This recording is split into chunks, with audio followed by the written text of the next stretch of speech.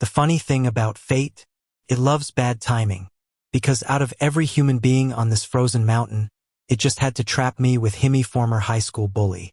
The snowstorm had swallowed the world in white, hurling wind like knives against the windshield when the Jeep spun off the road. I barely had time to curse before everything went black. When I woke up, my body ached, my lips were dry, and I was wrapped in a rough wool blanket near a crackling fire. It took me a moment to recognize the face staring down at me, a face I once prayed I'd never see again. Cole Harrington. He looked different from the loud, cocky kid who used to shove me into lockers and laugh when I dropped my books. His jaw was sharper, a few days of stubble shadowed his skin, and there was a deep scar that ran from under his ear down to his chin. The man who used to grin like the world owed him now looked quiet, almost haunted. "What the hell?" I rasped, pushing myself up. "Of all people, yeah," he muttered, rubbing the back of his neck, eyes flicking away. "Lucky me too." Outside, the blizzard roared like a beast. Inside, the silence between us was worse. We'd both been attending a college reunion in Denver before the storm warnings started. I'd left early, thinking I could outrun the snow. He must have had the same idea. Apparently, fate or whatever twisted sense of humor the universe had decided we should crash within miles of each other and take shelter in this abandoned ranger cabin. He moved like someone used to being careful. When he tended the fire, I noticed his hands trembling slightly. When I thanked him for dragging me from the wreck, he only nodded once. "You've changed," I said finally, unable to help myself. He gave a humorless snort. "So have you." And that was it. Until night fell. The temperature dropped so low the air itself felt brittle. The wood walls creaked with the weight of snow pressing down from the roof. I tried to keep to my side of the room, but the cold seeped through every crack and splinter. My fingers were numb. "Hey," Cole said quietly, breaking the hours-long silence. "You'll freeze over there." "I'm fine." He looked over his shoulder, his expression unreadable in the firelight. "No, you're not." Before I could argue, he threw me one of the heavy sleeping bags from the supply chest. I caught it, but the zipper was broken. Typical. When I glanced up, he'd already laid down on the floor, turning his back to me. But I couldn't sleep. The wind howled like a living thing. Every time lightning cracked, the shadow of his scar caught the light, and I wondered what story lay behind it. The old Cole was loud, fearless, a walking storm. This one looked like he'd been through one too many real ones. Finally, I whispered into the darkness, "What happened to your face?" He didn't move. For a long while, I thought he wouldn't answer. Then, softly, so softly I almost missed it, said, "Afghanistan." I blinked. "You joined the army?" He nodded once. Didn't end well. There was something in his voice that shut down every bitter comeback sitting on my tongue. The room fell silent again, but now it was different. He wasn't the same boy I hated. And maybe I wasn't the same boy he'd hurt. Morning came pale and gray. The storm had buried the cabin up to its windows. When Cole forced the door open, the world outside was a white desert. "We're stuck until someone finds us," he said, voice calm but clipped. "Radio's dead, fuel's low. We'll ration what we have." I nodded, teeth clenched. "You sound like you've done this before." "Too many times," he muttered. Over the next few days, survival became routine. Chop wood, melt snow for water, patch the leaks, the kind of monotony that forces two people to talk eventually. He apologized first. "I was an ass," he said one night while stirring the thin soup we'd managed to make. "Back then. To you." I stared at him. "You think?" "Yeah." His lips twisted. "I thought if I made fun of you, people wouldn't notice what a mess I was. That's supposed to make it better?" "No," he said quietly. "It's just the truth." The truth hung between us like smoke, ugly but real. That night, I couldn't stop thinking about the way his voice cracked when he said it. About the scar. About how loneliness looked on him. By day 4, my resentment had started to melt faster than the ice on the windows. I hated that I noticed the way his hands shook when he laughed. I hated that I cared when he coughed through the night. And most of all, I hated that I started looking forward to his voice breaking the silence. He taught me how to split wood properly, teased me when I failed, smiled for the first time in what felt like years. It wasn't the cruel grin from High Shoe, it was soft, tired, human. "Never thought I'd see you in Colorado," I said, catching my breath. "Never thought you'd talk to me again," he replied, eyes warm with something that wasn't regret anymore. That night, we shared the same blanket. It wasn't planned. The fire had burned too low, the wind too cruel. When our shoulders touched, I thought he'd move away. Instead, he sighed a quiet, broken sound and stayed. His body was warm, solid. I could feel the steady rhythm of his heartbeat through the fabric.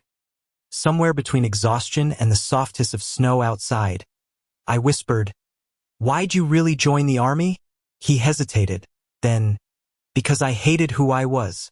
I thought if I went far enough away, maybe I could stop being that guy who hurt you." I turned to face him, and in the dim light, his eyes were open, vulnerable. "You did hurt me," I said softly. "A lot. I know." His voice cracked. "And I'll spend the rest of my life trying to be better than that kid." For a long time, we just stared at each other, two people frozen in the middle of nowhere, with too much history and nowhere left to run. Then he reached up, slowly, like I was something fragile. His fingers brushed mine. Felt like forgiveness. Felt like home. Outside, the storm finally stopped. Inside, something new began. But fate, as always, wasn't done with us yet. Because when the search team finally found the cabin 3 days later, I realized I didn't want to leave. And neither did he. The helicopter's blades cut through the silence like a heartbeat returning to a dead world. I stood in the doorway of the cabin, snow up to my knees, watching the rescue team land on the ridge. Their orange suits were bright against the white void, a jarring reminder that civilization noise, judgment, and everything I thought I wanted to escape was just a few minutes away. Cole stood beside me, arms crossed, his breath forming clouds in the cold air. He hadn't said much since the radio had crackled to life that morning. The message had been simple: "We found you. Hang tight." Now, as I looked at the cabin that had somehow become a confessional, I felt a weight pressing against my chest. I didn't want to go. Not yet. "You ready?" he asked. His voice was rough but not unkind. "I should be," I said, trying to sound lighter than I felt. "But, I don't know. I kind of liked it here." He huffed out a soft laugh. "You liked almost dying?" "No," I said, smiling faintly. "I liked being seen." That shut him up. For a long second, the only sound was the wind. Then he looked at Miral. I looked, the way people do when they're afraid to say something they mean too much. "Evan," he said quietly, "when we get back, can I—" "Hey, over here!" one of the rescuers shouted, waving. The moment shattered like thin ice. Cole turned away first. I followed, my heart lodged somewhere between hope and fear. The hospital smelled like antiseptic and overcooked coffee. I'd been checked for frostbite, dehydration, mild concussion, all fine. But the ache in my chest wasn't something a doctor could fix. Cole was 2 rooms down, and though they said we'd both been lucky, something about him didn't look lucky. He'd grown quiet again, distant. When I tried to thank him before they wheeled him off for stitches, he only said, "Don't mention it," with a smile that didn't reach his eyes. By the time I was discharged, his bed was empty. He was gone. Weeks passed. Life went on in that frustrating, unstoppable way it always does. Snow melted into muddy slush. Spring crept over the Rockies, and I went back to my apartment in Denver, back to my part-time job and my too-small life. But Colorado's wind still smelled like that night in the cabin: smoke, frost, and the quiet space between 2 people learning how to breathe again. Some nights I dreamed of him, the firelight flickering over his scar, the softness in his eyes when he said he wanted to be better. In my dreams, I told him I believed him. In real life, I didn't even have his number. Until the reunion group chat pinged one afternoon. Cole Harrington left the group. The words hit harder than they should have. I typed out a message to a mutual friend before I could stop myself. Me: "Hey, do you know where Cole went after the accident?" Friend: "Yeah, I think he's working up north somewhere. Small town near Estes Park. Why? Me. Just wondering. Just wondering. Sure. That night, I packed a bag. Estes Park looked like something out of a postcard. Wooden cabins, coffee shops that smelled like cinnamon, and mountains rising like old gods behind everything. The guy at the hardware store pointed me toward the edge of town. You're looking for coal? He's been fixing up that old lodge by the lake. The road curved around the frozen water, leading to a weathered building with a sign that barely hung straight. Silver Pines Lodge. And there he was, in a flannel shirt, sleeves rolled up, hammer in hand, snow dusting his hair like silver. For a second, I just stood there, watching him move with that same focused quiet I remembered. Then he turned. For the briefest moment, shock flickered across his face, then something softer. Evan, I smiled, nerves kicking in. Hey, thought you might need some help rebuilding civilization. He laughed, low and disbelieving. You drove all the way up here to make that joke? Maybe, I shrugged. Or maybe I missed the guy who once saved my life and disappeared before I could say thank you. The air between us shifted. He leaned against the porch railing, eyes scanning me as if checking whether I was real. You didn't have to come all this way. I know. I looked at him. But I wanted to. Inside, the lodge smelled of sawdust and coffee. Tools and lumber filled the main hall, but a small fire burned in the stone fireplace. He handed me a mug, the same way he had in the cabin. I bought this place, he said after a while. Figured I'd turn it into a small retreat. Quiet, clean slate.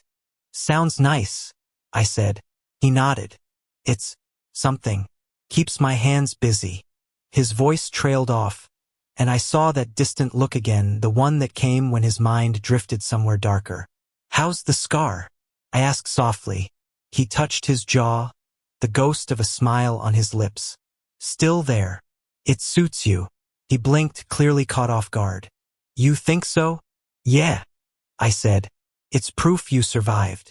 The silence that followed was heavy, intimate. He set his mug down, rubbed the back of his neck, and whispered, I didn't survive everything, Evan. Some things still hurt. Like what? Like remembering what I did to you. I took a deep breath. You don't owe me an apology anymore, Cole. You already gave me the one thing I never thought you would, your honesty. He looked at me then, really looked, and for the first time since that night, I saw warmth in his eyes that wasn't shadowed by guilt. We spent the rest of the day fixing broken windows, clearing snow, and laughing more than I expected. The tension that used to hang between us felt different now, less like static, more like gravity. When the sun set, the lake turned gold.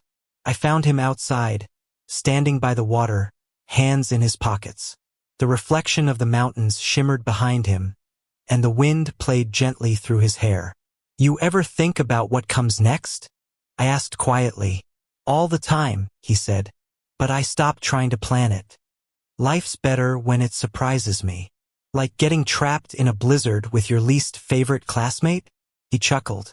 Yeah, that was one hell of a surprise. I moved closer until our shoulders brushed. He didn't pull away. I'm glad it happened, I said. He turned his head, brows furrowed. You're serious? Yeah, I smiled. If it didn't, I wouldn't have met this version of you. He looked at me for a long time, his expression unreadable. Then softly, and what do you think of him? I hesitated, feeling my pulse race. I think he's someone worth knowing. His jaw tightened like he was holding back words. Evan, but before he could finish, thunder rolled across the mountains. A storm, faint but growing, whispered through the pines. Guess the weather's jealous, I said, smiling. He laughed, the sound low and warm. You always this dramatic? Only when it's about to snow again. The first flakes drifted down, catching in his hair. We stood there, in that quiet snowfall, saying nothing. The world felt suspended, like it might crack open if either of us moved too fast. Then he reached out and brushed a flake from my hair. His touch lingered, gentle but sure. Evan, he murmured. You should know something. What? That night in the cabin I wasn't scared of dying. I was scared of what would happen if I let myself care again. My chest tightened. And now, he exhaled slowly. Now I'm scared of what'll happen if I don't. The wind carried our breath into the cold air. And before I could think, before the ghosts of high school or war or the blizzard could rise between us again, I stepped forward and kissed him.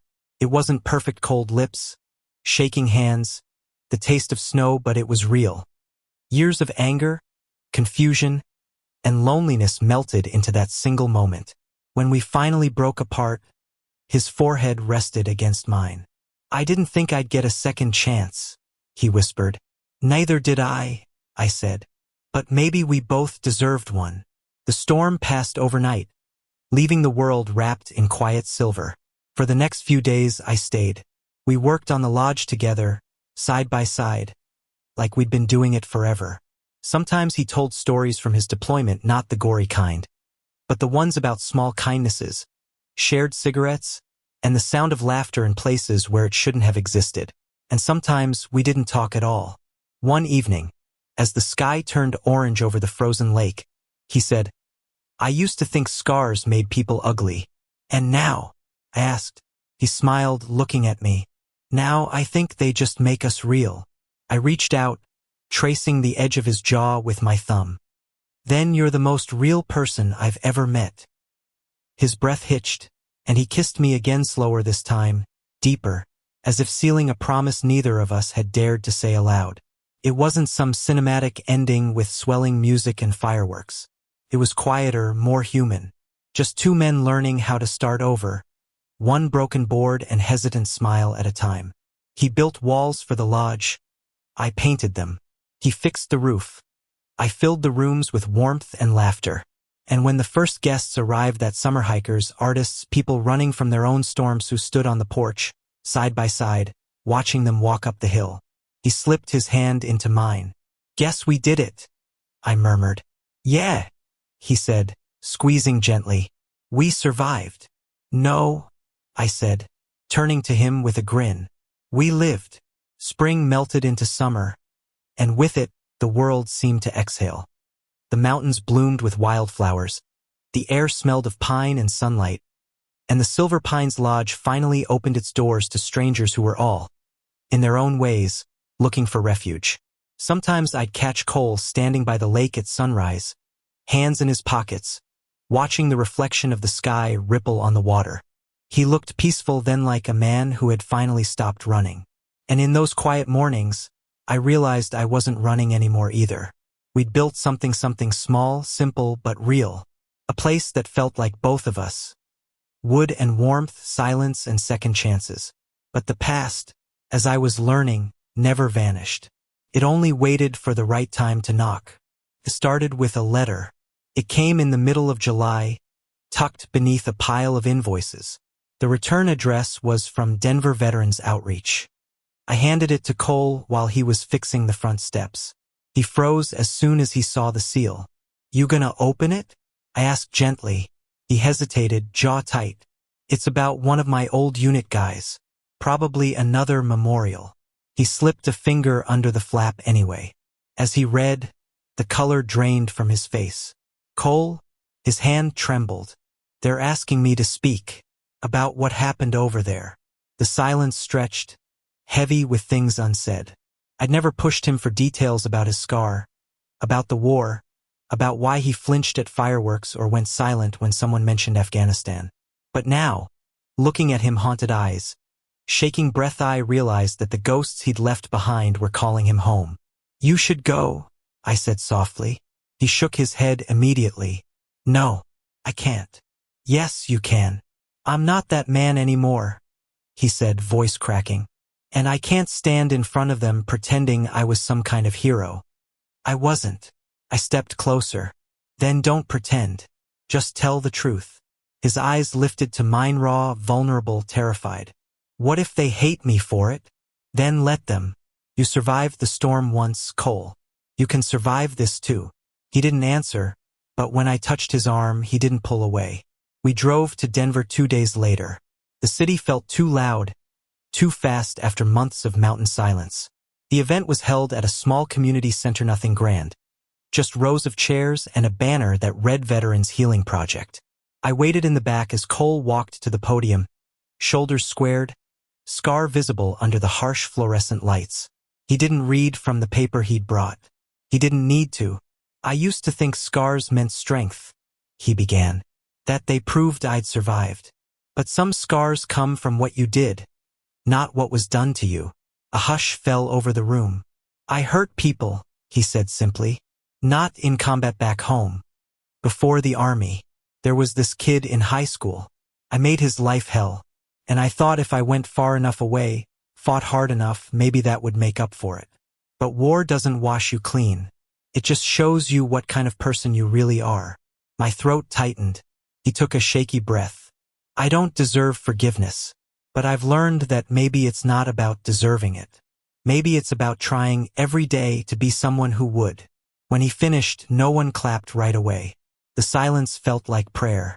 Then, one by one, people stood, soldiers, mothers, old men in faded uniforms, and they clapped. Cole didn't look at them. He looked at me. And in that look, I saw something I hadn't seen since the cabin. Peace. That night, we walked along the river downtown. City lights flickering against the water. The air was warm, humming with the sound of summer. You did it, I said. He shook his head. No, we did. I smiled. You're giving me too much credit. You're the reason I didn't disappear after that storm, he said quietly. You're the reason I came back to life. I stopped walking. Cole, he turned to face me, eyes reflecting the glow of streetlights. You said once that my scar proved I survived. But you're the reason I wanted to. My breath caught. The city moved around us, fast and careless. But for that moment, it felt like the world had stilled. Then, without hesitation, he leaned forward and kissed me. It wasn't the desperate kind of kiss we'd shared by the lake. It was steady. Sure, the kind you give when you finally understand where you belong. When he pulled back, he rested his forehead against mine and whispered, I love you, Evan. I closed my eyes, smiling. Took you long enough. Autumn came early to the mountains that year. The lodge filled with guests seeking the comfort of wood fires and hot chocolate, and every evening, the two of us would sit on the porch, wrapped in the same old blanket from the blizzard. Sometimes we talked about the past. Sometimes we didn't need to.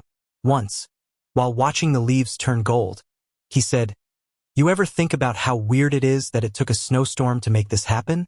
I laughed. It's poetic. You nearly freeze to death, and I get a love story out of it. He grinned. Guess the universe has a sense of humor, or a flair for drama. We sat in silence after that, watching the sun sink behind the peaks. It struck me then that healing didn't come with fireworks or confessions. It came quietly, in shared silences, in small gestures, in the simple act of staying. In November, the first snow fell again. We were out chopping wood when the flakes began to swirl. The air smelled the same as that night a year ago, cold, clean, full of promise. Déjà vu, I said, watching the flakes catch in his hair. He smiled, leaning on his axe. You know, if we get stuck again, I'm blaming you this time. Oh, really? Yeah. You're the one who tempted fate by saying you liked being snowed in with me. I smirked. Admit it, you liked it too. He set down the axe, stepping closer. I did. I still do. Snow crunched beneath our boots as he closed the distance between us. The world around us blurred into white, soft and endless. He took my hands, his palms rough and warm against my skin. I don't know what I did to deserve this, he said softly. You, this place, this peace. I looked at him, at the scar that once spoke of pain and now whispered of survival. You don't have to deserve it. You just have to keep choosing it. He smiled, and in that moment, everything, the blizzard, the fear, the years of hurt felt like distant echoes of another life. Later that night, as we sat by the fire inside the lodge, guests asleep upstairs, snow falling quietly outside, Cole pulled out something from a drawer, a small wooden box. Inside was the broken compass he'd carried through the war, the one he'd said always pointed home even when it shouldn't have. He handed it to me. I want you to have it, he said. Cole, I can't. You already are my home, he interrupted, voice steady. This just makes it official. My chest ached in the best way possible. I took the compass and held it in my palm. The needle trembled, then settled north, pointing straight toward him. That winter, the lodge became more than a business. It became a place for people like us, people who had been broken, lost, or buried by storms of their own. Veterans, artists, wanderers, kids kicked out of their homes for being who they were all found a bed, a meal, and a place where nobody asked them to be anything but themselves. Cole called it the refuge. He said it was his way of paying back what life had given him. And on the night of the grand reopening, as snow fell outside and laughter filled the hall, he raised a glass and said, "To surviving the storms that bring us home." Everyone cheered.